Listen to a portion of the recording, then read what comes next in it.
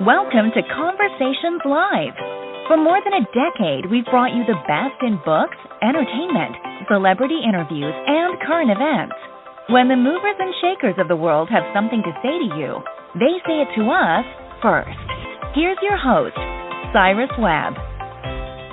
Welcome back, everyone, to Conversations Live. I'm your host, Cyrus Webb. Glad you all could join us once again. But for our radio audience tuning in at WYAD 94.1 FM and WYADonline.com, we're glad that you all could be with us. Also, tuning in to our friends at iHeartRadio and Amazon Music Podcasts, we're glad you all could be with us as well. Well, when you hear people talk about Gen Z, you may not think about the connections that we can make with them and even the lessons we can learn from them. But we're excited to welcome award-winning author as well as educator John Schlimm to our program today to talk about his new book, What Would Gen Z Do?, and also what he's been able to learn that now all of us, I think, can be able to benefit from. Really enjoyed reading this book, and I'm excited about talking to John, not only about the compiling of the book, but also what it's like for him to make not only Gen Z a part of the conversation, but also have us actually listening. If you guys are not following John, we will let you guys know where to be able to find him. But, John, thank you so much for the time. Really appreciate it. Hey, Cyrus. I'm so happy to be on with you, and we're going to have fun with this conversation for sure. Yeah, John, let me just say this. The thing that I really love about this book is not only how you're able to outline things that seem to set Gen Z apart, but also the connections and the lessons that we can learn from them as well in conversations. What was it like for you to kind of explore not only the things that you observed from Gen Z, but also the things you were able to learn by just talking with them? It has been one of the greatest journeys of my life to be able to sit down and connect and talk to Gen Zers, not only in my classroom here in Pennsylvania, but across the country as I've traveled. And really, it is such an honor when you have that opportunity to connect with another generation and to get to better understand them. And this book really has only been possible because of how open they were with me in sharing their truths. Like, I would just sit there, I would ask questions, and then I would just listen to them. And time again, I always walked away just learning new, incredible things, not only about them as a generation, but how we ourselves can just learn from them to lead better lives. Yeah.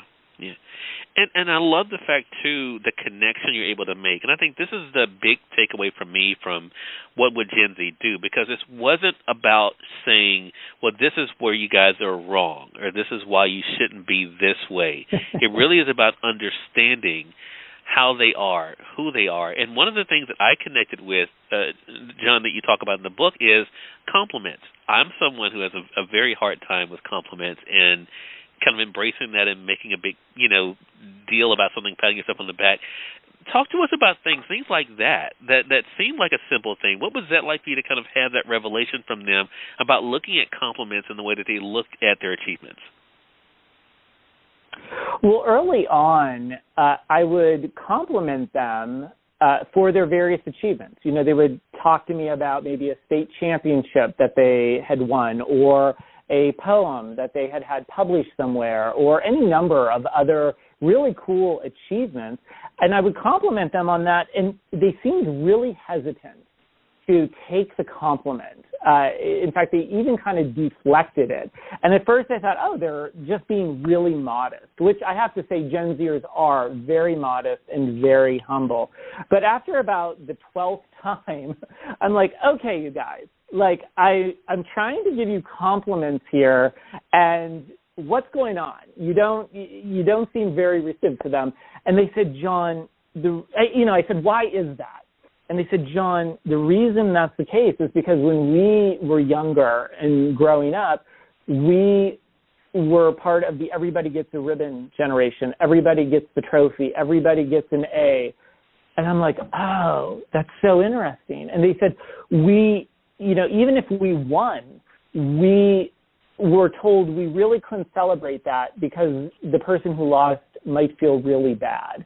And so it has now, and I remember when that all started happening back in the late 90s, early 2000s, and I remember, especially as an educator, thinking, oh, I wonder how this is going to play out. And now we're seeing how it's playing out in the complex and that it's given to these young people and really adding to their social anxiety. But it also allowed me the opportunity to say to them, you're allowed to be proud of your achievements, and guess what? You're allowed to be proud of your failures and your losses as well, because there's a lot of value that comes from both winning and losing. So that was just one of, the trillion plus things that, they really taught me and I learned when I entered into their world. Yeah. And I love that, too. And I also love the way, John, as you were kind of going through, I want to talk to you about forgiveness here in a bit. But the thing I also love is that you ask us as the reader to examine ourselves, but also then to ask a Gen Zer a different perspective of that thing. Is that one of the things that you hope comes from this book, John, the fact that we actually start listening, start talking, actually listening to what they're saying? Yeah, I set out to create a book that would be interactive. So first of all, the chapters are very short because we all have short attention spans now. And I really wanted to get to the heart of the mission here, which really is encouraging understanding and that dialogue back and forth.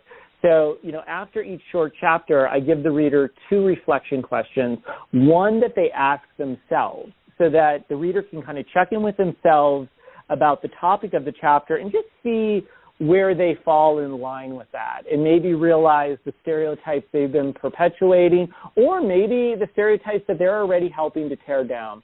But then the second reflection question is a question that you as the reader can then ask a Gen Zer. And I did that with every chapter because I really wanted to give a lot of entry points into potential conversations that the readers could have, again, as starting points to better understanding who these Gen Zers are. Yeah. And one way that you do that is talking about subjects like forgiveness. And again, this is an interesting one, I thought, John, for the book, because I think people do kind of come away from the idea of being forgiving differently and being easier to forgive than others. Talk to our audience about what you found about Gen Zers when it comes to their ability to forgive and how quickly they're able to, maybe more so than others may give them credit for.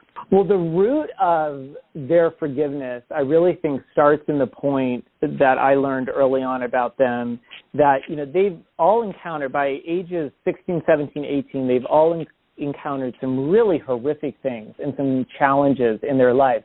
But by 17, 18, 19, they have already grasped the idea that they need to use those challenges to learn from them and to transform themselves into stronger human beings. And when I first heard that, I'm like, you guys, wow, it took me over 4 decades of living to realize I could take my challenges and hardships and turn them into strength and lessons.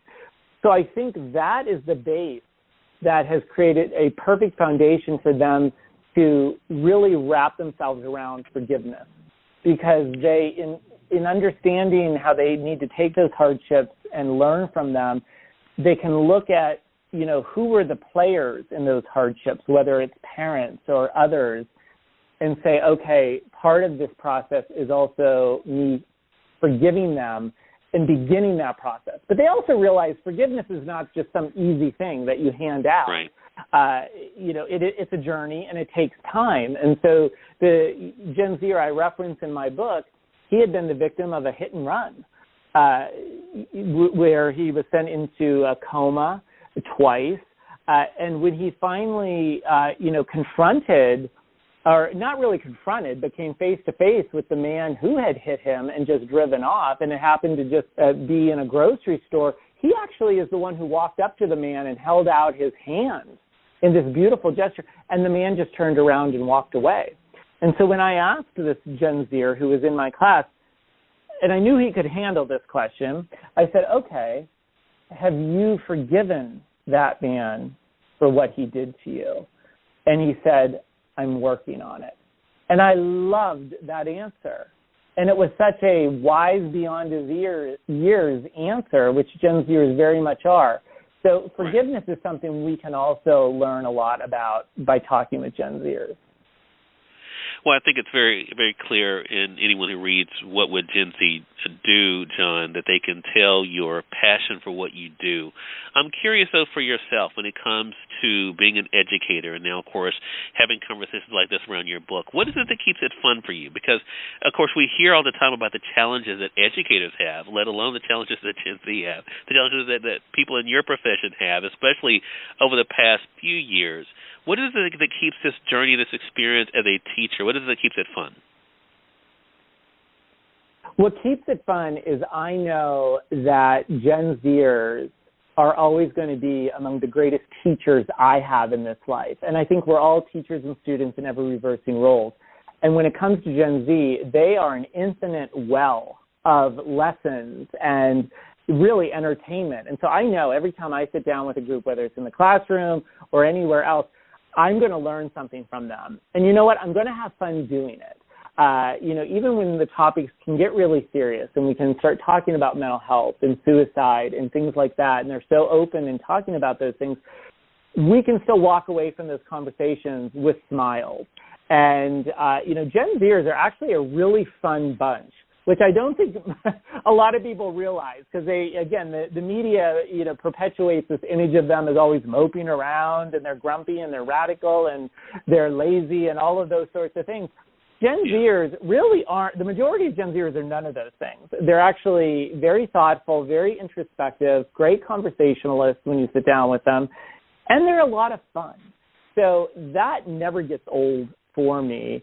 And, this book, it really is evolving, because even since I've written it and I continue to sit down with Zers, I'm continuing to learn new things about them. Got you. So what is your hope then for our audience? And I should mention now, John, the full title of the book. I've been saying, What Would Gen Z Do? But the subtitle is Everything You Don't Know About Gen Z But Should. And it kind of ties into what we've been talking about here. For those who are just hearing about the book to pick it up, what do you hope they're able to take away from it when it comes to, I think, not only understanding Gen Zers, but also understanding themselves? Absolutely. I really want, all of the adults out there, whether you're parents, grandparents, teachers, coaches, employers, anyone who lives and works with Gen Z, my hope is that you'll come to this book, you'll better understand the Gen Zers you live and work with, but also you will get a new insight into yourself. And I want you at the end of the day to learn something about yourself, to better yourself as well. But I also hope Gen Z, even though this was not written for Gen Zers, because I really want, the older adults in the room to learn more about them, I really do hope Gen Zers will pick up this book and read it, because I think it's really important for them to know that there are people like me, as well as, parents and teachers and so many other adults who really are rooting for them and who really are genuinely trying to understand them. And I think it's important for them to know that, they do have these number one fans out there. And certainly anytime I meet with a group of Gen Zers and I'm like, look, you guys, I am your number one fan, their eyes just widen in amazement. And I'm like, what? And they always will say to me, we thought everybody hated us. And that breaks my heart every time. And I'm like, look, I'm a number one fan. Anyone who's coming after Gen Z needs to go through me first. So Gen Zers really need to know. And I know I'm not alone in terms of loving these young people and respecting them. And so I hope the Zers will pick up this book and know that they have been heard, they have been respected, and together we're all going to move forward. And, the future is so bright with them in it, as well as all of us working together. Such a great point. John, thank you so much for a great conversation. How can our audience stay connected with you? They can stay connected through social media. I'm John Schlimm on all the major platforms. And if they do go to my website, which is johnschlimm.com, all the links are there. But I love connecting with people. So hopefully I will see some of your readers popping up in my feeds.